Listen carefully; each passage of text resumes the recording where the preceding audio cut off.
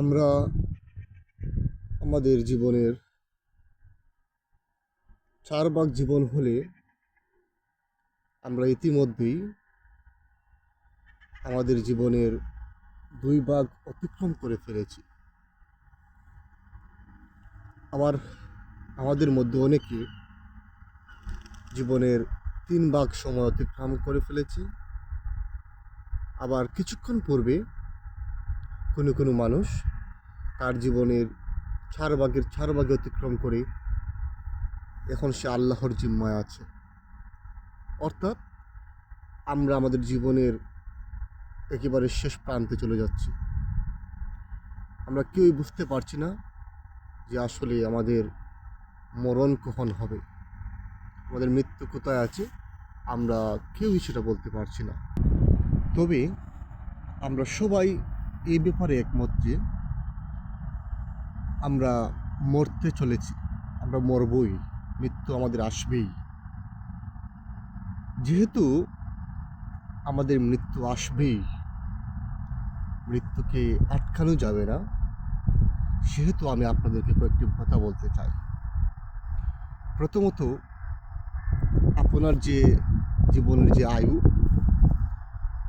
সেই আয়ুটাকে মানুষের কাজে ব্যবহার করো, মানুষের ভালো কাজে ব্যবহার করো, মানুষের উপকারের কাজে ব্যবহার করো।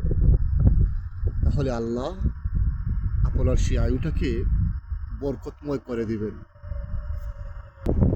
দ্বিতীয়ত, আপনি দেশপ্রেমিক হন, দেশের সেবায় নিজেকে নিয়োজিত রাখুন, দেশমাতৃকার কল্যাণে নিজের জীবনকে সঁপে দিন। তাহলে এই যে দেশপ্রেমী মানের অঙ্গ, সেই জিনিসটা আপনি বুঝতে পারবেন। আপনি দেশের জন্য, মানুষের জন্য কিছু করে যেতে পারবেন, যে জিনিসটা কিয়ামতের দিন আপনার অনেক বড় উপকারে আসবে, যা আপনি কল্পনাই করতে পারছেন না। আমাদের জীবন স্বল্পস্থায়ী, ক্ষণস্থায়ী, যাই বলেন না কেন, আমাদেরকে একদিন মরে যেতেই হবে।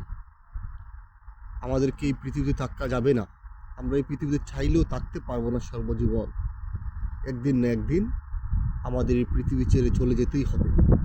সুতরাং যেহেতু আমাদেরকে যেতেই হবে, আমরা এমন কিছু ইফেক্টিভ কাজ করি, যে কাজগুলো আখিরাতে আমাদেরকে অনেক বেশি আরাম দেবে, আমাদের জন্য আরামদায়ক হবে, আমাদের জন্য ইউজফুল হবে।